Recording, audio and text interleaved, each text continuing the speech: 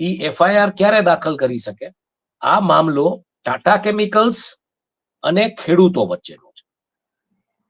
આમાં forest department કેવી રીતના આવ્યું એ મને સમજ નથી પડતી, એટલે આપણે એ સમજવા માટે જવું પડશે કે આમાં ફોરેસ્ટ ડિપાર્ટમેન્ટના અધિકારી કોઈ જો એમ કે છે કે તમારું આધાર કાર્ડ લાવો, તમારી સામે ફરિયાદ કરવી છે, આ કન્ટેન્ટ હટાવી નાખો, તો એ પેલા એ સમજવું પડશે કે ફોરેસ્ટ ડિપાર્ટમેન્ટ આમાં કેવી રીતના ઇન્વોલ્વ છે. જો ફોરેસ્ટ ડિપાર્ટમેન્ટનું આમાં ઇન્વોલ્વમેન્ટ હશે કે ફોરેસ્ટના લેન્ડને કઈ નુકસાન થયું છે કે એ બધા નકશાઓ આપણે સ્ટડી કરીને કરશું, તો આઈ થિંક ફોરેસ્ટ ડિપાર્ટમેન્ટની સામે તો આપણે રિપોર્ટિંગ કરવું પડશે. કારણ કે ફોરેસ્ટ અત્યાર સુધી શું હતું મયુર, કે આપણે જે વાત કરતા હતા એ વાત ખેડૂતો સાથે, કંપનીનો જે ત્યાંથી જે રિસાવ, એટલે મેઇનલી એનું બ્રોમિન છે ને, એ શું છે તને કહું, બ્રોમિન એક પ્રકારનું હોટ સોલ્ટ વોટર છે.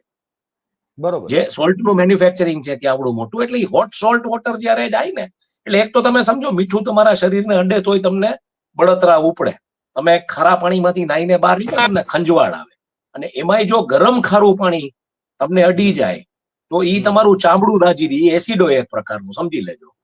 એટલે આ એક વાત છે. બીજું કે આની પેલા એક વખત ત્યાંના એક સ્થાનિક પત્રકાર છે બુધાબા ભાટી કરીને, એમણે મને લઈ ગયા હતા, મને દેખાડ્યું હતું, મને કે જુઓ આખું ફ્લાય એશ ઉડી ઉડીને અમારા ઘરમાં આવે છે. ટાટા કેમિકલ્સ